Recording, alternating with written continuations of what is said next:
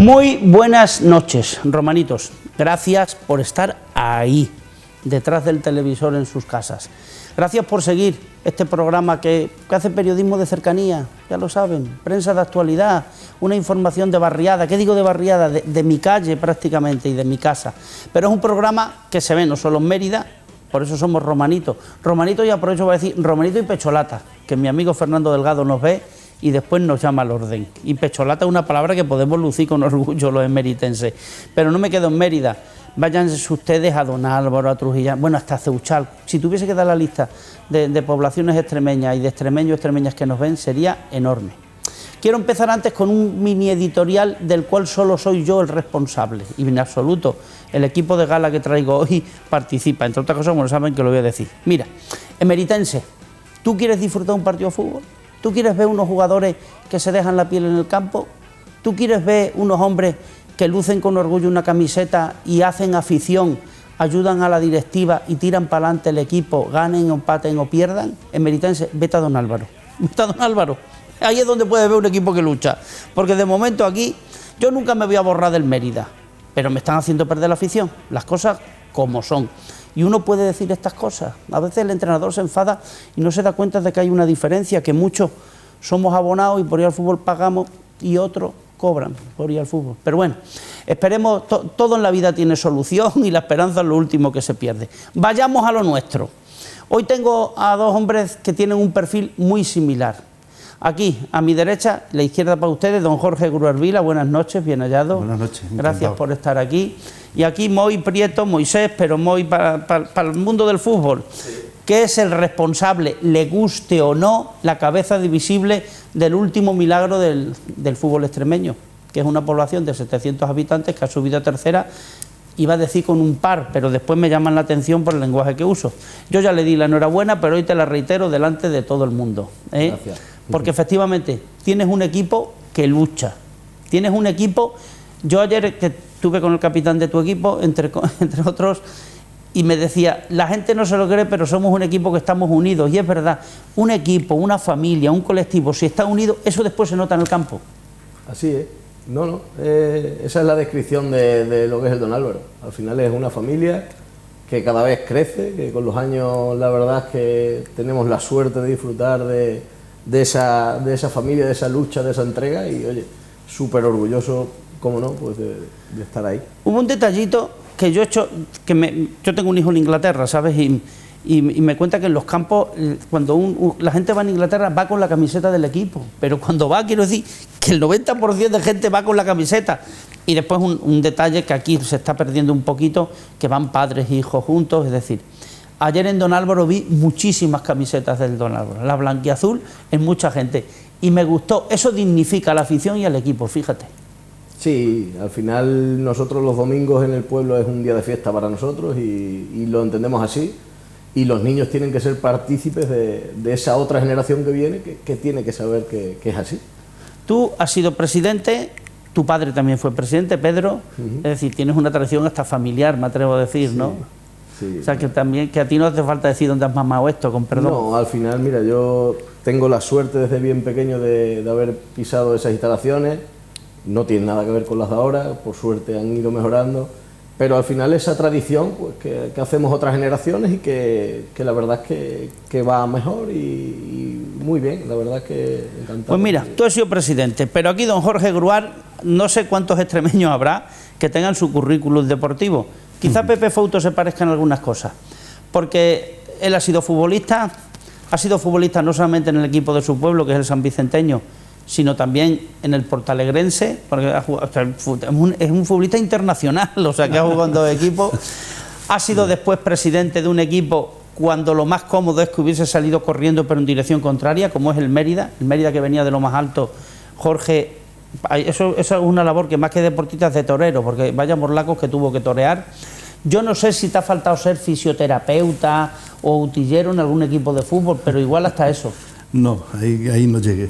Pero te faltó poco. Mis conocimientos ahí no me llegaron, pero vamos, la afición muchas veces es la que te lleva a participar o a estar. Pero bueno, hay circunstancias que también las haces en proporción de la edad, en proporción de cómo van discurriendo las cosas, ¿no? Como tú dices, veo que también el tema de don Álvaro es un poco de tradición. Mi padre fue el presidente y el fundador del San Vicenteño, y ahí es cuando prácticamente yo ya era infantil o ya era juvenil, ¿no? Y luego me quedé jugando allí, que era lo lógico, ¿no? Y luego resulta que al hacer la mili fue cuando me fichó un señor de Badajoz, me quiso mandar a no sé qué equipo y tal. Me quedé en el Careva, en Badajoz, hice la mili, y luego al llegar a San Vicente me encontré con la sorpresa de que había unos portugueses que me querían fichar, y yo me quería ir de San Vicente. Yo tenía un amigo que me colocaba en la Pegaso, y la idea era de jugar en el Pegaso, pero mi padre, aquello fue un drama familiar y me tenía que hacer cargo luego más adelante de la empresa.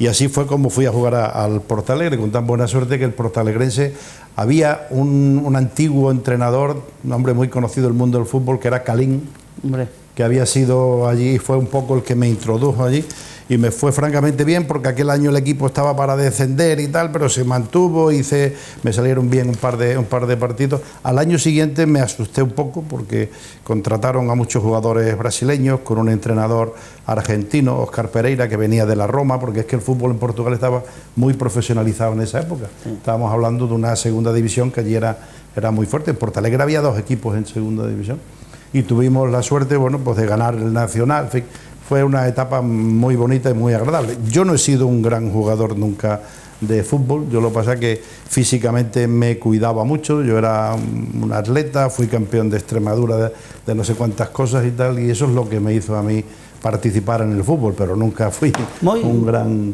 jugador. Me ha dado, sin proponerlo, me ha dado una definición de fútbol, es decir, el fútbol son emociones colectivas. Es decir, el fútbol no es una cosa individual. Sí. Si quieres jugar individual, juega al tenis. Pero son emociones colectivas, es decir, es una fiesta compartida. Esto que decía el que en Don Álvaro es un día de fiesta. Y es una fiesta compartida, y yo muchas veces, cuando soy sagas familiares, como los Prietos o como los Gruar, digo, madre mía, que sigan, porque el día que se vayan estos, el fútbol tiembla. No me estoy poniendo pesimista, pero tú procura que tus hijos vayan. No, de todas maneras es agradable lo que tú comentas, es agradable, porque yo estoy de acuerdo con Rafa, es un poco la continuidad, y en una ciudad con tan pocos habitantes que haya, y luego para la gente joven, con las circunstancias que tenemos hoy día, es fantástico que se dediquen al fútbol. Es una manera como otra cualquiera de canalizar, ¿no? Es que fijaros, Moy, el fútbol consigue lo que no consigue la política, sí, que es unir a los ciudadanos. Allí no te preguntas de dónde es, no, yo soy del Don Álvaro, o tú cuando los Albicenteños. Es una cosa maravillosa, es decir, cómo la pasión por el fútbol te hace entender de alguna manera el mundo mejor que los políticos, fijo.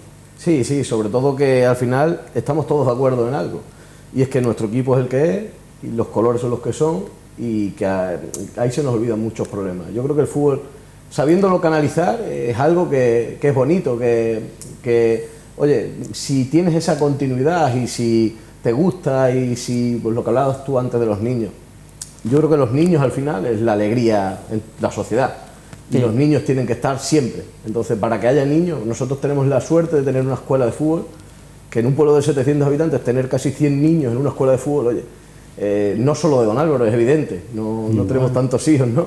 Pero hay pueblos como Valverde, Villagonzalo, La Zarza, y muchos niños de Mérida, que ya se animan y se apuntan con nosotros, porque bueno, al final es esa unidad, ¿no? que intentamos transmitirle, y que va de generación en generación, y que bueno, que esperemos que no se aburran, porque al final este tipo de cosas... Tú además, a diferencia de que el Don Álvaro todavía es incipiente, sí que es verdad que el San Vicenteño era una cantera de jugadores que después se iban a otros equipos donde triunfaban. Sí. Tú, en el libro que has escrito, que por cierto es un libro entrañable, me gusta más decir esa palabra, porque el fútbol es muy... Si no son emociones, ¿para qué vamos allí? No. Así es. Y tú ahí has dado citas jugadores que después triunfaron en el Badajoz, en otros equipos que se fueron. Es decir, sí, porque hubo esa época. Ahí en el fútbol extremeño hay un fenómeno. Vosotros que conocéis, y ahora se habla mucho del Diocesano, se habla mucho del Flechas Negras, hubo una cantera que toda emanaba de un equipo que se llamaba la Metalúrgica. Entonces, de la Metalúrgica surgieron una serie de jugadores, no te sabría decirte por qué, quizás porque estaba muy bien organizada, por así decirlo, y todos esos jugadores fueron en bloque al San Vicente, y luego de allí fueron saliendo unos jugadores, porque en San Vicente sigue teniendo un problema grave. San Vicente es que está muy distanciado. Entonces tiene un problema Y en aquella época... solamente está cerca de Valencia Alcántara y no os habláis. Nos hablan poco. pero hay un momento dado donde tener jugadores de Badajoz o de una ciudad grande, cercana, es fácil. En San Vicente no es fácil, porque y los entrenamientos, y además estamos hablando de una época en que las carreteras, las circunstancias eran muy diferentes. Por eso yo considero que oye, os felicito y mantenerlo, porque es el secreto, una cantera y una manera de hacer patria también, como tú dices. Y luego hay otras cosas que las define muy bien Rafa, que va mucho en esa línea costumbrista, que se hace mucha afición, se hace mucho equipo, se hace mucho grupo. Nosotros nos veíamos, quieras o no, todos los días 1 hora entrenando. Luego el domingo ir a jugar desde San Vicente a Navalmoral de la Mata significaba salir a las 6 de la mañana y volver a las 10 de la noche. Y por aquellas carreteras. Y por aquellas carreteras. O sea que... Sí, yo la visión del fútbol... Primero, hablando de emoción y pasión, sí que quiero, Moi, que nos cuente. Es decir, mira, por cierto, a ver si te suena ese campo que estamos viendo ahora en imágenes. Estas son unas imágenes antes del partido de ayer, cuando...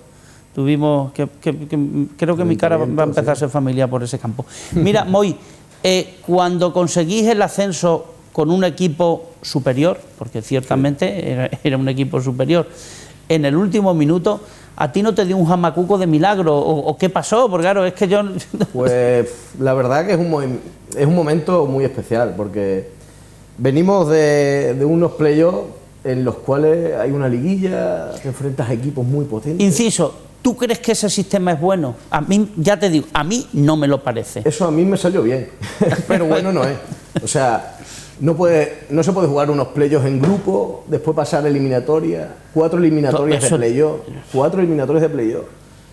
Tumbas al Santa Amalia. En el Santa Amalia en el minuto 82 estamos fuera. Vamos perdiendo 2-1. Se inventa Carlete, uno de los delanteros, se inventa un gol de falta por la escuadra, nos mete en el partido y en la prórroga ganamos 4-2. Después tumbas a equipos como la Yegi en semifinales, Pueblo Nuevo, que es un equipo que venía de la tercera, y te encuentras un Jaraíz, que es un equipo hecho por recursos económicos para subir, o sea, con muchos jugadores del Moralo. Gente veterana, gente veterana, o sea, que sabía de qué iba eso. Eso es. Y bueno, y para más Inri, que la gente se cabraba muchas veces conmigo porque me decían, joder, ¿cómo vamos a jugar esa final en Navalmoral de la Mata? Eso es como jugar la final aquí en Mérida. Verás cómo ellos no vienen a Mérida. Bueno, yo tenía el recuerdo reciente del Badajoz, que bueno, al final era una fiesta para ellos y se estropea, el maracanazo, o sea, es que el fútbol está lleno de momentos adversos y que gana el pequeño. Entonces, pues al final con el entrenador estuvimos viendo y valorando, porque nos querían, al final había opción de jugar en el Príncipe Felipe, un campo de césped natural, grandísimo, y que nosotros llegábamos físicamente muy mermados, y dijimos, ahí sí que no podemos ir, porque ahí sí que nos va a costar la vida. Aparte que estamos hablando de un campo vuestro que de césped, por cierto, es artificial, pero está muy bien. Sí, está bueno, bien. Ahora se están viendo, mira, algunas jugadas del partidito. Sí, está bien.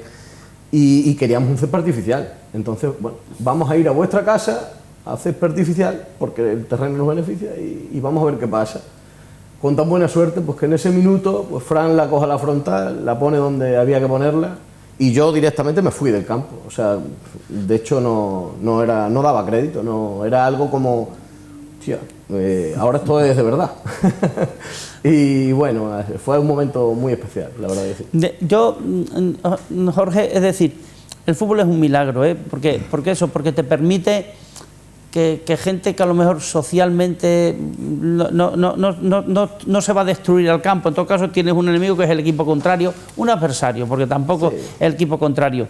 Pero también es verdad que en el fútbol actual, a diferencia de nuestra época, porque muy es muy reciente, los elogios y las críticas duraban muy poco, duraban una semana hasta el partido siguiente.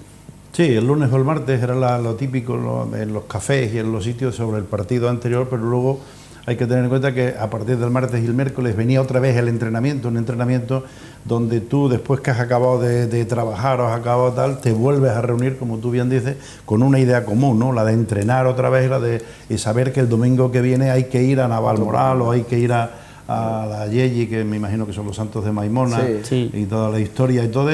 Bueno, pues hay que tener en cuenta principalmente que estamos hablando en la época mía de que tampoco había muchas distracciones, o sea, el fútbol era el verdadero verdadero deporte, ¿no? En aquella época teníamos a un Manolo Santana de vez en cuando, o teníamos alguna cosa, los anuncios de retirada del cordobés, que no se retiraba nunca, ¿no?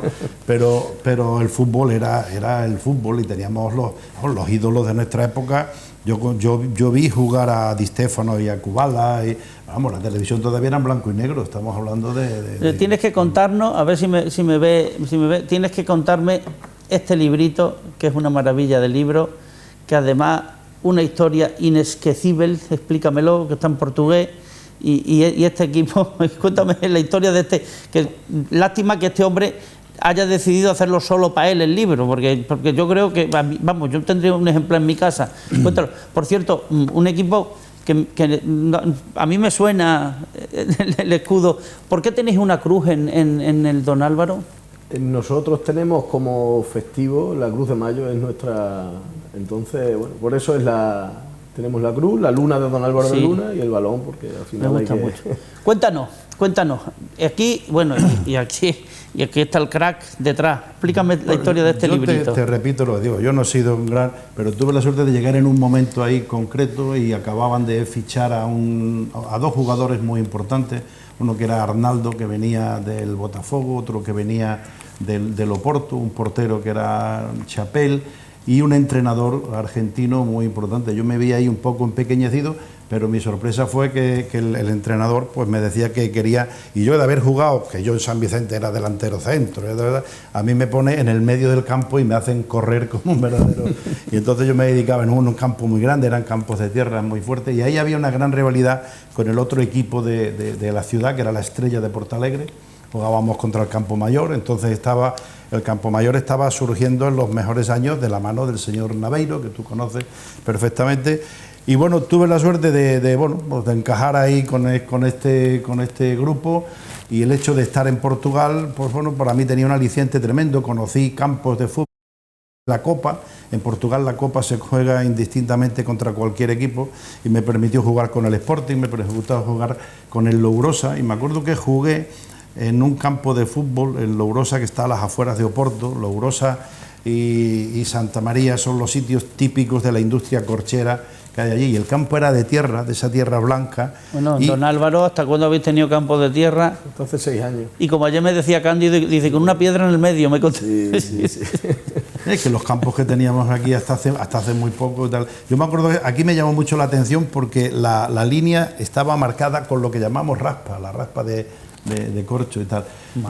Pero fueron unos años muy entrañables. Yo pasé allí la Revolución Portuguesa. Cuando hubo la Revolución Portuguesa, me acuerdo que fue un jueves. Yo iba a entrenar 2 días por semana desde San Vicente, y me acuerdo que ese día mi padre me dice: hombre, ¿cómo vas a ir a entrenar? Bueno, pues entonces me presenté el sábado, y los guardiñas se rieron un poco. Usted tenía miedo, me decía, porque aquí hubo...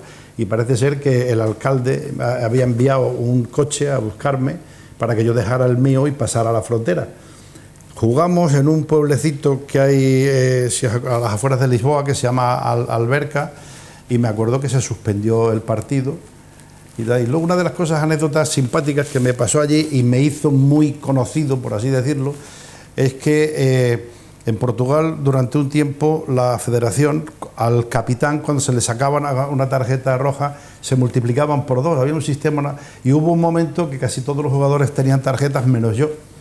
Y entonces me nombraron capitán, y me quedé de capitán todo el año, porque a mí no me sacaban prácticamente tarjeta, y eso me hacía... Y luego este partido, me acuerdo, allí al capitán se le da una gran importancia, y me acuerdo que en este partido el árbitro habló de suspender porque hubo varios disparos.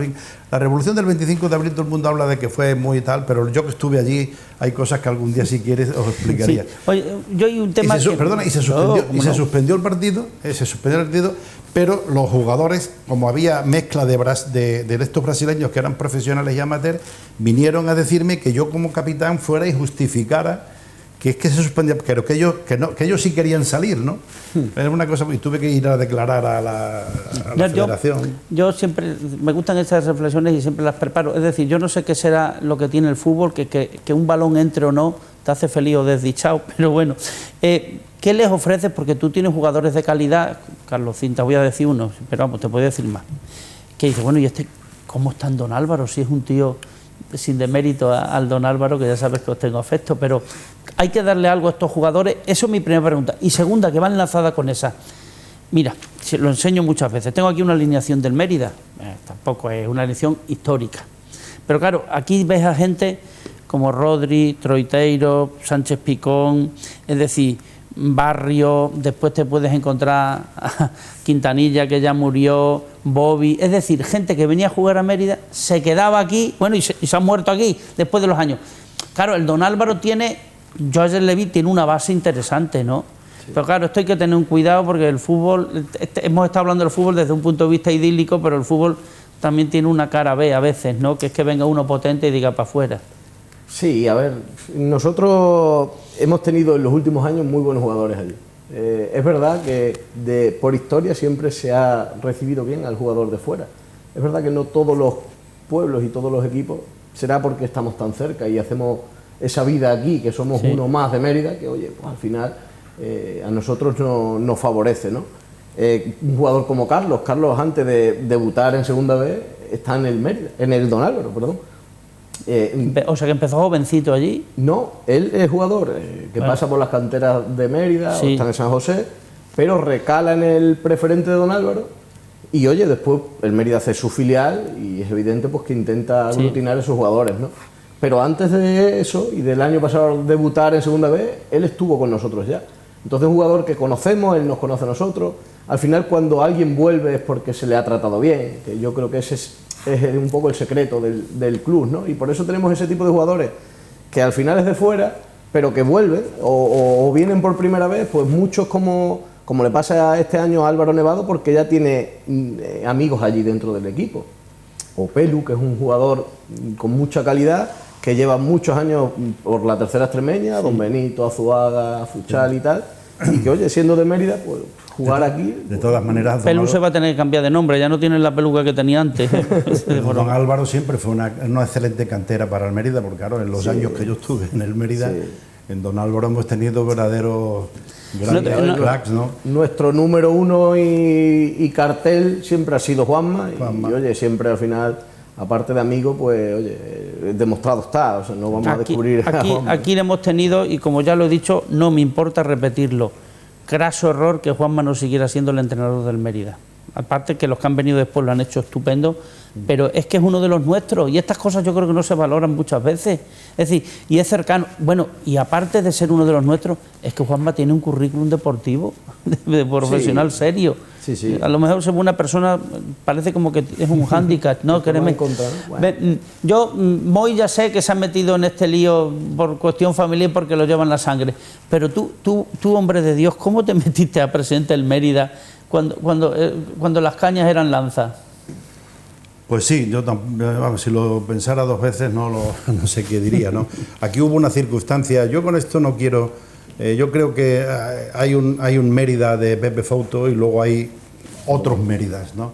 Y entonces aquí el mundo del fútbol, después de Pepe Fouto, hubo un crack verdaderamente importante, por las circunstancias que sean, y entonces era muy difícil mantener el fútbol e incluso el esfuerzo que había personas que estaban dispuestos a hacer eso, era verdaderamente entrañable, porque aquí yo recuerdo de una visita de 3 o 4 empresarios y son los que me dijeron que bueno, que por qué no me metía yo en el mundo del fútbol. Ellos me habían visto que yo siempre iba mucho al fútbol, tenía muy buena relación con todo el mundo y bueno, y acabé aceptando. Evidentemente yo en aquella época, las circunstancias mías después, en el año 2000 tampoco fueron las buenas, fue cuando el incendio de la empresa, pero a mí todo lo que sea un poco las relaciones públicas, y luego también basta que te pidan algo que muchas veces te ponen en un compromiso, y luego no nos engañemos, yo soy tan presumido como cualquiera, y yo pensé en aquel momento, quizás me equivoco, que ser presidente del Mérida era un honor, y fue una verdadera satisfacción. Lo que no podía imaginarme yo, bueno, pues las dificultades que había, porque me pasé media vida de presidente del Mérida yendo a los juzgados, es decir, prácticamente tuve que estar defendiendo sobre todo la desvinculación de lo que era un Mérida con el otro Mérida, ¿no? y eso fue costoso. Ahí hubo una serie de personas, todo el personal del Mérida se portó francamente maravilloso, y luego me dieron la posibilidad de poder crear una junta directiva, y hubo un grupo de personas como Blas Curado, como Juan José Hernández, el pobre de Salvio Ariza, todas estas personas que apoyaron muchísimo para poder hacer ahí una labor. Lo económico en un momento dado parece que empresarialmente estaba cubierto, luego ahí vinieron una serie de vicisitudes, pero yo la parte negativa de las cosas no me gusta verla. Yo me fue muy bien y luego me quedaron ahí un poco solo, aguanté como pude, pero se hizo un gran sacrificio para que el Mérida no desapareciera, porque había un Mérida que Manolo Molina estaba intentando hacer. Manolo Molina, yo pienso que también es un hombre, Pepe Fonto, son verdaderos personas de fútbol muy diferentes, con un DNA muy diferente al resto, ¿no? Pero lógicamente mantener un equipo con Luis Sierra, con Indias, con José Mari, con toda esta gente, jugando con el Guareña y jugando con Don Álvaro y tal. Eso es imposible. Aquello era imposible. Tuvimos la suerte luego de ascender, luego la cosa fue francamente muy bien. Hizo ahí una labor también Paco García, curiosamente, en el tema deportivo. Y luego con los entrenadores, habéis hablado de esto, pero los entrenadores, yo es que la afición en esto se suele comportar de una manera un poco rara, porque nosotros apostamos aquí primero por Samino, segundo por Mateo Prieto, luego por Ricardo. Y a mí me parecieron gente de aquí. Gente de aquí. Y a mí me parecieron unos entrenadores fantásticos. Luego, una de las cosas que precisamente yo insistí mucho es en recuperar una serie de jugadores buenísimos que estaban fuera y que casi no jugaban. Emiliano, bueno, con Juan Mayas, que te voy a contar. Y bueno, durante un momento aquello parece que fue bien, pero luego hay algo aquí que si algo yo le puedo echar en cara a la ciudad de Mérida. Yo, además, esa historia de que es apática y tal, no, lo que ocurre es una cosa. Lo que pasa es que cuando se ha estado en primera división y tal, y ahora se pretende y tal, oye, o eres aficionado de verdad a tu equipo o no lo eres. Y entonces la gente le dio la espalda a lo que es el equipo, porque aquí una cosa era la situación folclórico-política y otra cosa era ayudar al equipo. Y yo de verdad que sé que cometí muchos errores, sé que no hice, pero lo hice con la mejor intención de mantener el equipo que de alguna manera se mantuvo. Sí, yo, mira, pero a diferencia de, tú decías, el Mérida, yo veo que en Don Álvaro hay ilusión, hay afición y hay un presidente currante, porque a ti no te imagino sentado en el mini palco que tenéis, porque ayer me estuve viendo, digo, ostras, si el presidente que hace va para arriba, para abajo, a ver qué pasa, dónde está. Los días de partido son complicados. Los partidos son complicados, sí. A ver, en este tipo de fútbol al final te tienes que remangar el primero, porque si no es complicado. ¿Cómo te digo yo a ti, Rafa, si yo al final estoy de brazos cruzados? Entonces, lo primero es dar un paso al frente, pero a todos los niveles. Yo creo que primero currando y después, después, como tú bien dices, pues al final te tienes que rodear bien. Este año tengo la suerte hemos compuesto una directiva amplia en el cual la verdad es que se está trabajando bien, muchos aspectos que a lo mejor hemos sido un club muy amateur, que todavía lo somos, pero oye, se ha profesionalizado. Esto ya que aparece el logo de la Federación Española y demás, ya empieza a profesionalizar. Entonces, bueno, te tienes que rodear bien. Última pregunta, que además esta es de actualidad en Mérida más bien. Es decir, vosotros sois partidarios, no sé si tú lo hiciste, tampoco sé si lo ha hecho Moy, imagínate que vienen mal dadas. Claro, cuando vienen mal dadas, yo a veces me sorprende la pasividad de algunos presidentes. Yo no digo que haya que ser como Jesús Gil, que bajaba pero muchas veces uno piensa que es el máximo responsable el que tiene que recordar a los jugadores, oye, que quizás tendréis que luchar más, etcétera. ¿Tú alguna vez has tenido que ir a vestuario durante la semana o reunir a la plantilla y decir, oye, o no? A ver, siempre hay momentos. Yo creo que hay momentos en los que hay que hablar con los jugadores. Yo tengo la suerte de que los 7 años que llevo de presidente hemos pasado de estar en la categoría más baja del fútbol extremeño a tercera división, con todo lo que eso conlleva. Entonces, al final siempre ha sido una buena progresión. Entonces, bueno, ha habido momentos malos, como en todas las casas, y siempre hay que sentarse y hablar. Pero no hemos tenido nunca un conflicto grave en el cual tengamos que tomar unas medidas drásticas, porque por suerte nos han ido acompañando los resultados y eso al final es lo que manda en el fútbol. Y tú, Jorge, que lo tenías más difícil porque tú venías de futbolista más resabiado, y profesionales, claro que ya era, Pero la nómina era como para verla. Claro, pero quizás eso me permitió entender más, porque hay que tener en cuenta que aparte de que había problemas de cobro, había problemas de tranquilidad, es decir, pedirle a un jugador que lleva X meses sin cobrar, que al mismo tiempo, entonces mientras se arreglaba una cosa, lo malo es que los domingos se iban sucediendo y había que jugar y y en ese sentido fue verdaderamente extraordinaria la labor que se hizo. Y luego quiero destacar aquí había una especie de segundo equipo de a bordo, como era Villarino, como era Moy, y esta gente entre bambalinas, Mora, hasta el propio Tarriño. Ese es un equipo que desde luego es tan importante como el que sale al campo. Sí, porque además eso se quedan siempre. Es como en Don Álvaro. En Don Álvaro este hombre va a estar siempre. O sea que no. Bueno. Y una última anécdota que quería decirte. Yo de jugador de fútbol tuve la suerte de venir a prueba al Mérida y jugué varios partidos. Entonces estaba de presidente el señor Svars, el médico Delgado, Delgado, que era médico de la Corchera, y a través de ahí fue donde vine y jugué aquí un partido donde creo que conocí a uno de los mejores jugadores, que durante ese partido hicieron diabluras, una ala izquierda que era Quintanilla y García Prada. Sí. García Prada es de los mejores jugadores que yo recuerdo, y solo jugué porque estuve a prueba 3 partidos y solo jugué esos 3 partidos con él, pero me pareció un jugador de una maravilla. Y se hizo aquí un homenaje a Cachito, a un señor que le cortaron las piernas o no sé qué. Ese partido lo jugué yo con el Mérida. Esto es el fútbol, pasión y emoción, y es lo que vale la pena. Muchísimas gracias, Moy. Jorge, tú, muchísimas gracias. Ya sabéis que Romanito va a seguir. Romanito, pecholata. Ya sí lo decimos bien. Y ustedes, amigos, insisto, gracias por acompañarnos y compartir este ratito de fútbol, de emoción y de pasión emeritense, e ainda más y mucho más lejos. Hasta la semana que viene.